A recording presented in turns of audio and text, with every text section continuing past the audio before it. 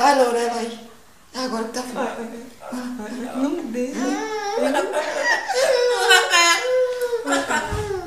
Ele tá abrindo o bico. É dele, o menino, e ninguém pega. Hein?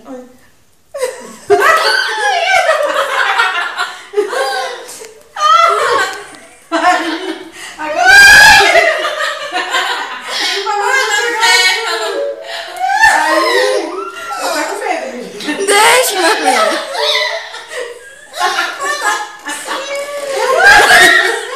Eu vou pegar, sabe que ele gosta? Não pegue não, Arlene. Ele tá chorando, Michelle. Tá, ele tá reclamando. Eu vou dar uma foto pra você. Não sai não, pô. O Lourinho amigo. Olha, ele não deixa chegar perto do Arthur. Louro, olha o papagaio, ó. Arthur. Ai, Luciana. Nem vai ficar sem o filho, vai perder o filho pro louro. Vem, Lourinho.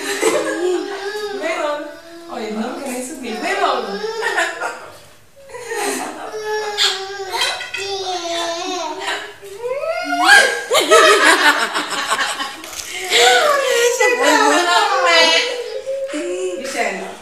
Michelle, guardei agora. Pega, Marlene, pra ver o que o louro faz.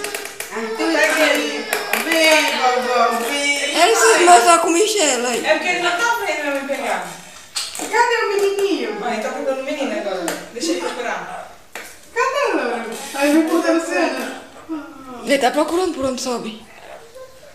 Ai, meu amorzinho. Tá, Michelle, pega ele, vai, vamos ver. Deixa eu pegar tudo, vamos sentar aqui com ele pra ver.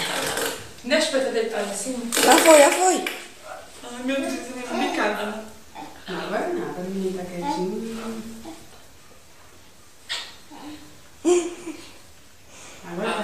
Agora tá vendo que não tá correndo perigo, menino. Louro.